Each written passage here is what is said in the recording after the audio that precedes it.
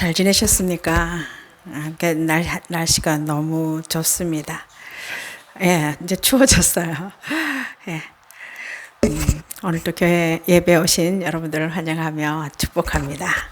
주후 67년경, 그러니까 AD 67년쯤에 바울이 디모데에게 이런 편지를 써 보냈습니다. 너는 이것을 알라. 말세에 고통하는 때가 이르러 사람들이 자기를 사랑하며 돈을 사랑하며 자랑하며 교만하며 비방하며 부모를 거역하며 감사하지 아니하며 거룩하지 아니하며 무정하며 원통함을 풀지 아니하며 모함하며 절제하지 못하며 사나우며 선한 것을 좋아하지 아니하며 배신하며 조급하며 자만하며 쾌락 사랑하기를 하나님 사랑하는 것보다 더하며 경건의 모양은 있으나 경건의 능력은 부인하는 자니 이 같은 자들에게서 내가 돌아서라.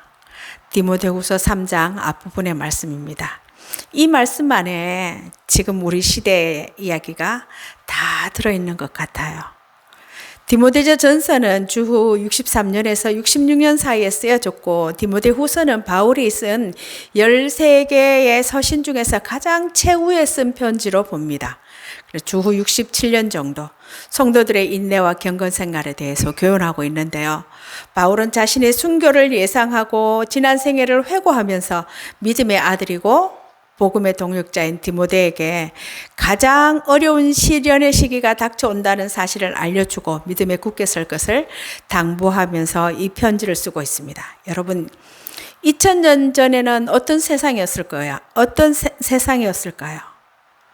2000여 년 전 세상은 어땠을까요? 지금과 비교해 본다면 디모데후서는 지금으로부터 한 1960년 전, 거의 2000년 전에 쓰여졌습니다. 오늘 열거된 모습들이 그 당시의 시대상이 아니었을까요? 어느 날 바울이 심심해서 먼 훗날에 한 2000년 뒤에 그런 세상이 올 것을 내다보고 이런 편지를 디모데에게 써보내지는 않았겠죠. 지금의 모습도 돈을 사랑하고 교만하고 비방하고 부모를 거역하고 감사하지 않고 거룩하지 않고 무정하며 원통함을 풀지 않고 절제하지 못하고 사납고 선한 것을 좋아하지 아니하고 조급하며 자만하며 매일 들려오는 뉴스를 보면 바울의 이 서신의 내용들이 자기의 소견에 옳은 대로 사는 이 시대의 총칭이 아닐까 그렇게 생각됩니다. 우리가 누가복음을 계속해서 보고 있는데요. 먼저 누가복음이 어떻게 쓰여졌는지 다시 한번 기억해 보려고 합니다. 누가복음 1장 1절에서 4절에 보면 누가복음의 기록 목적을 밝히고 있습니다. 누가복음은 그 당시 전해져 오던 많은 복음서들을 다시 편집해서 만든 것입니다. 그때 전해져 온 문서들은 복음서 중에서 가장 먼저 쓰여진 마가복음, 그리고 구전으로 전해져 내려오는 큐 문서라는 것들이 있었습니다. 이 복음서들은 유대인의 관점에서 쓰여졌는데 누가는 이런 복음서들을 데오빌로, 복음의 첫 독자인 데오빌로에게 전할 때 헬라인의 관점에서 이해하도록 쉽게 썼다는 겁니다. 오늘 본문은 예수님이 각 도시와 마을을 순회하면서 가르치고 예루살렘을 향해 가는 중입니다. 누가복음 9장에서 예수님이 예루살렘의 여행을 시작한 이후 누가는 지금 예수님이 예루살렘을 향해 가는 길이라는 것을 두 번째로 의도적으로 사람 독자들에게 상기시키고 있습니다.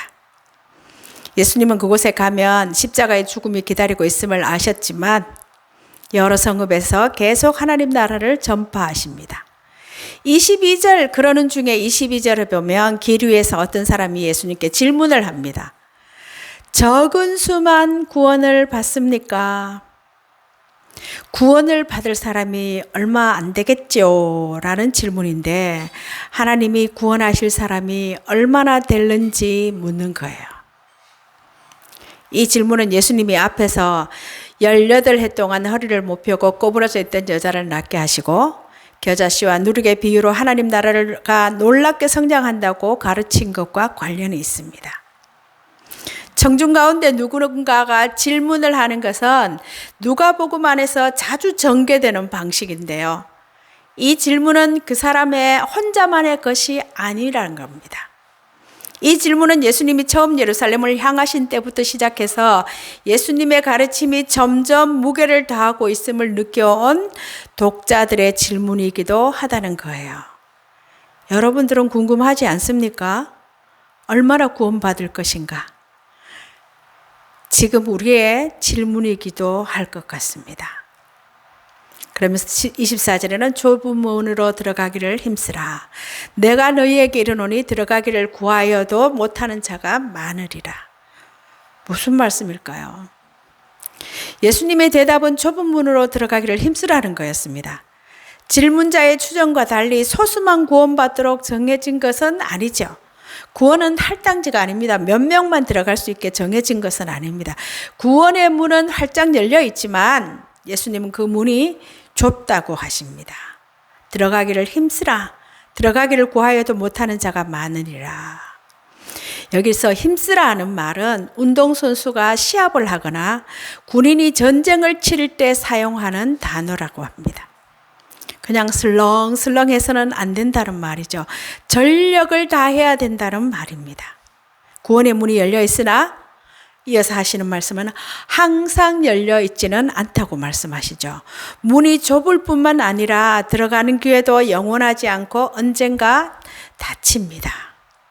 문이 닫힌 후 열어달라고 간청해도 더 이상 기회가 없을 때가 온다고 하는 거죠. 그래서 문제는 문이 닫힐 때 억울해하는 사람이 있다는 거예요.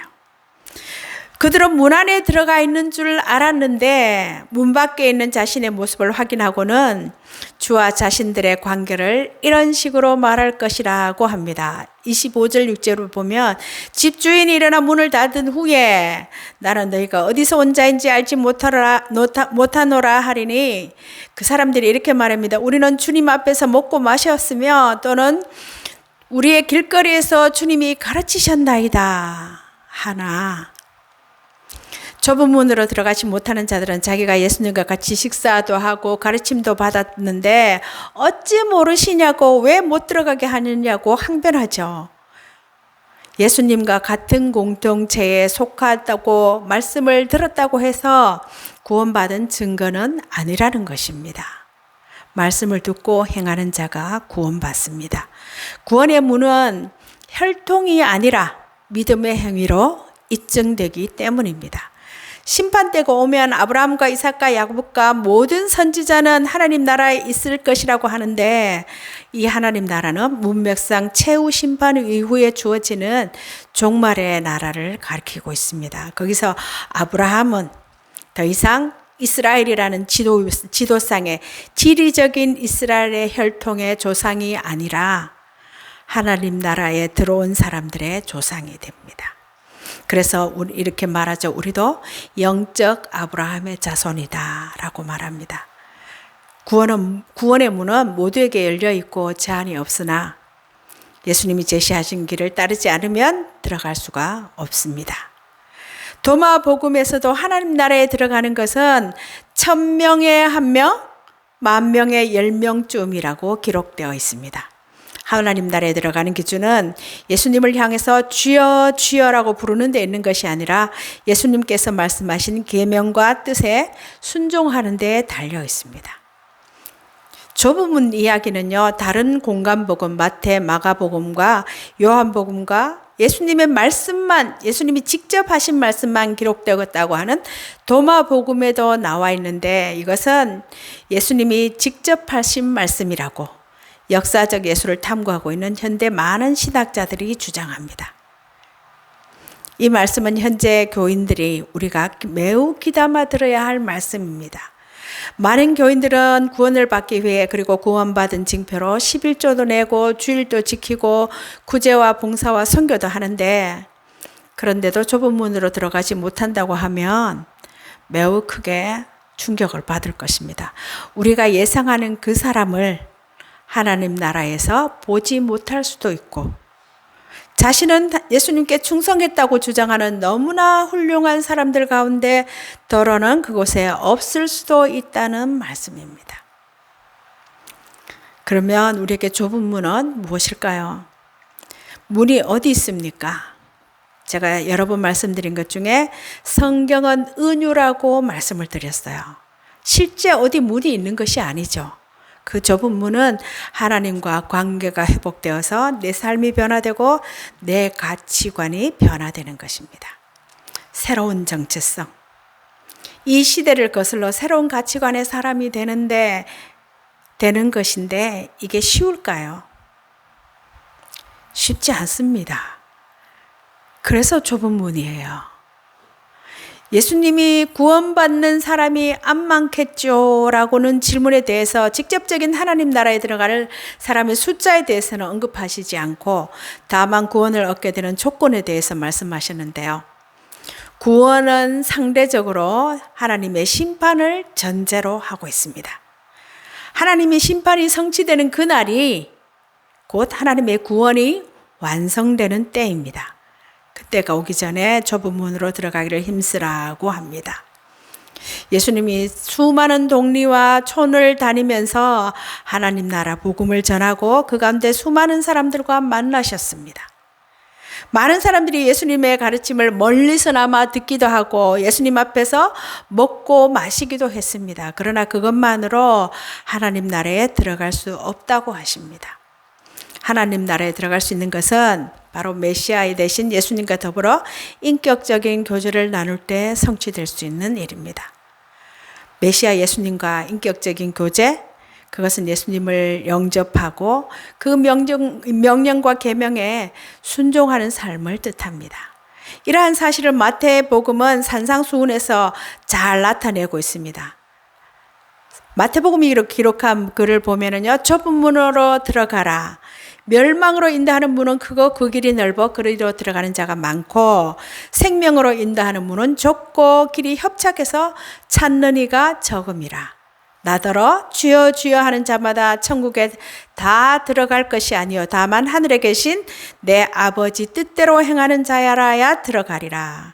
그날에 많은 사람이 나더러 이르되 주여 주여 우리가 주의 이름으로 선지자 노릇하며 주의 이름으로 귀신을 쫓아내며 주의 이름으로 많은 권능을 행치 아니하였나이까 하리니 그때 내가 저에게 밝히 말하되 내가 너희를 도무지 알지 못하니 불법을 행하는 자들아 내게서 떠나가라 하리라.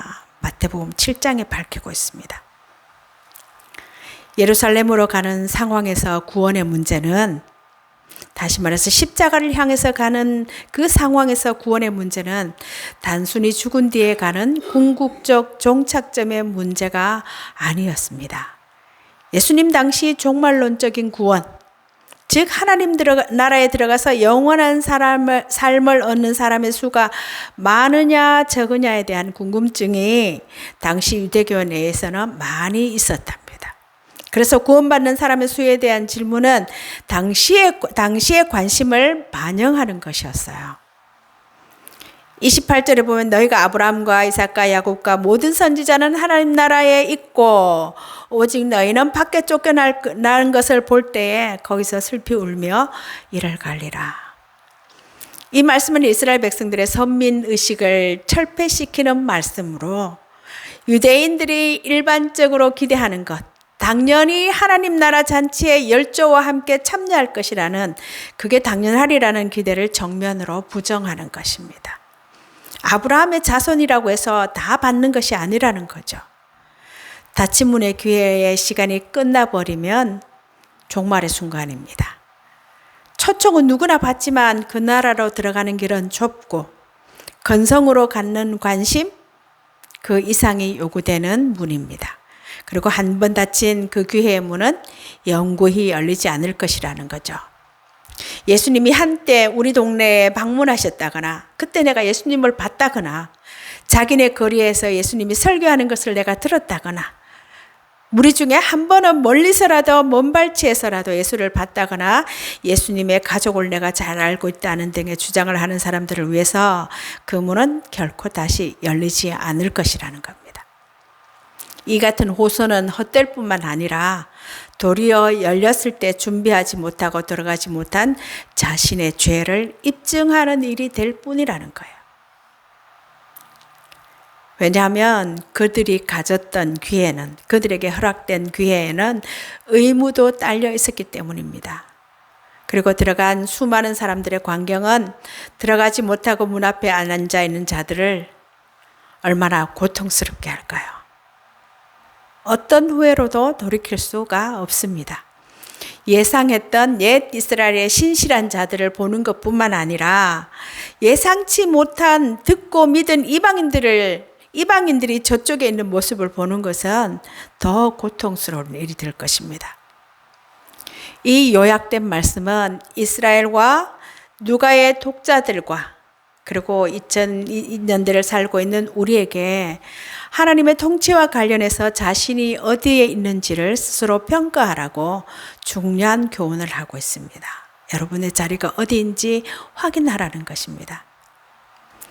29절 31절에 보면 사람들이 동서남북으로부터 와서 하나님 나라 잔치에 참여하리니 보라 나중된 자로서 먼저 될 자가 있고 먼저 된 자로서 나중될 자들도 있느니라 하시더라. 하나님의 구원은 결코 유대인들이 생각하고 있는 것처럼 특정한 국가나 특정한 혈통의 자손들에게만 주어지는 것이 아니라는 겁니다. 그것은 온 인류 모두에게 주어져 있고 민족과 혈통과는 상관이 없이 가난한 자, 곧 하나님의 은총만을 기대하는 자들이 누리게 될 것이라는 거죠. 사람들이 동서남북으로 와서 하나님 나라의 잔치에 참여한다는 것은 구원이 유대인들에게만 적용되는 것이 아니라 이방인들에게도 적용이 된다는 굉장한 말씀입니다. 이에 바울이 이렇게 말하죠. 내가 복음을 부끄러워하지 아니하노니 이 복음은 모든 믿는 자에게 구원을 주시는 하나님의 능력이 됨이라. 먼저는 유대인에게요. 그리고 헬라인에게로다라고 로마서에 밝히고 있습니다. 누가복음의 수신자인 데오빌로 역시 헬라인입니다. 또한 나중된 자로서 먼저 된다는 것은 여러 가지로 해석할 수 있는데요. 신앙은 연륜이 아니라 신앙은 하나님과 관계 차원입니다. 좁은 문으로 들어가기 위한 행위, 순종에 대해서도 우리가 먼저 생각해야 할 것이 하나님과 관계의 차원입니다. 내가 주의 이름으로 이것도 하고 저것도 하고 다 했는데 내가 왜 구원에서 제외되냐고 따지죠. 내가 오늘 저지른 어떤 잘못, 어떤 행동 차원이 아니고 하나님의 사람이 되는 게 먼저입니다. 그게 출발점이에요. 하나님 말씀대로 순종하는 자가 그 문을 들어갈 수 있다고 말할 때 그 순종이라는 것이 우리가 일상적으로 살아가는 모든 어떤 행동 차원이 아니라는 거죠. 그것은 하나님과의 관계 차원이 우선입니다.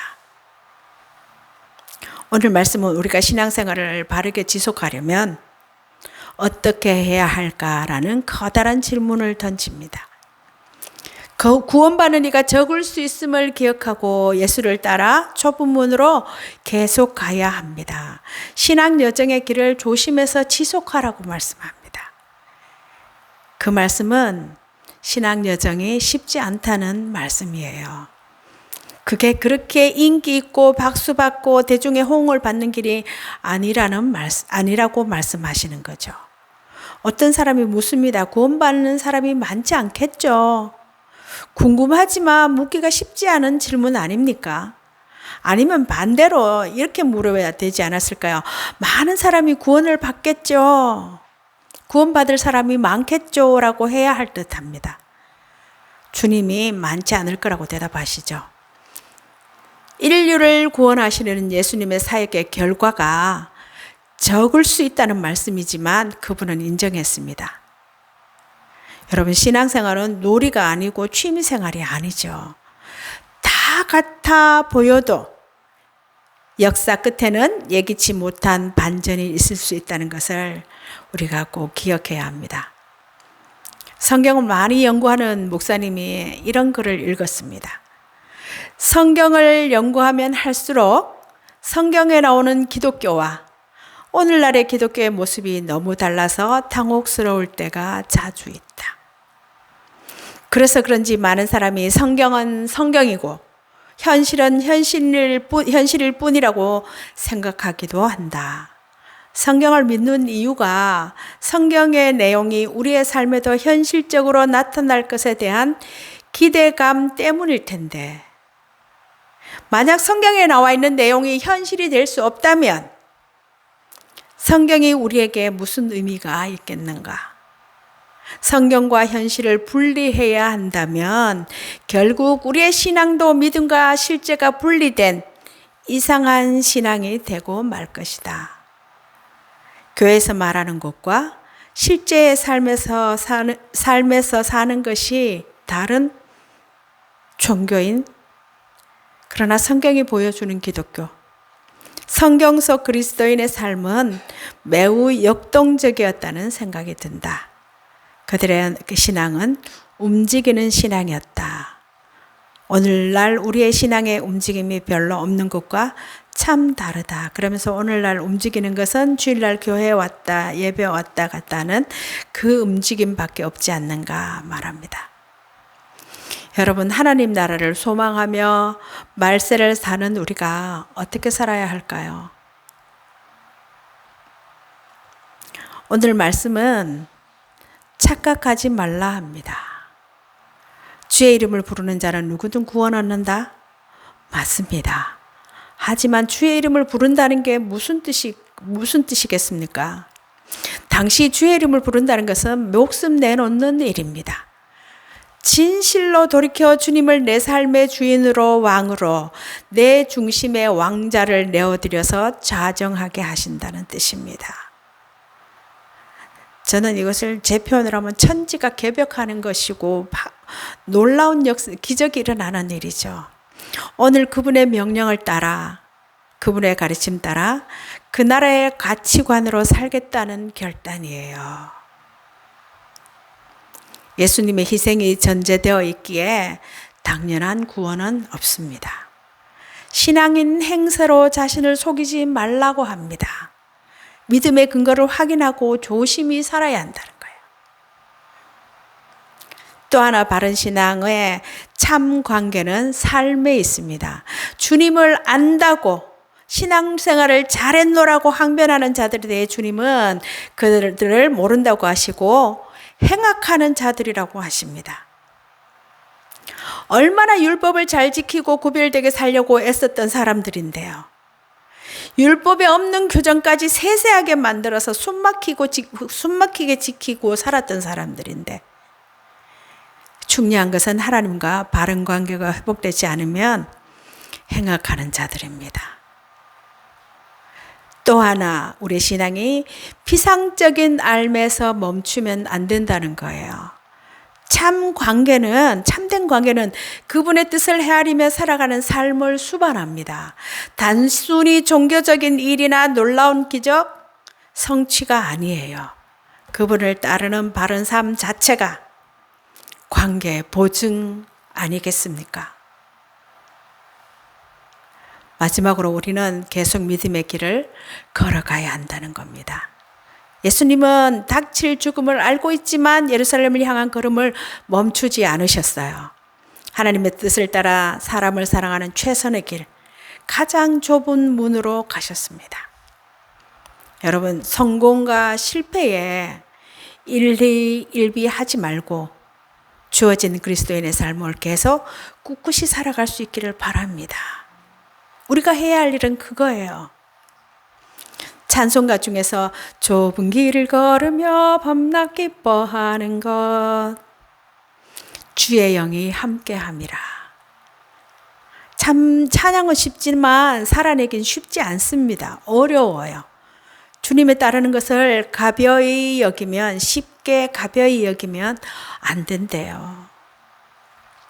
여러분, 진지한 결단과 끊임없는 성찰과 주의 은혜를 구하는 것이 우리가 살 길이고 그게 평안과 영생의 길입니다. 세상이 참 험악하고 불안한데 그리고 우리를 계속 끊임없이 끌어당깁니다.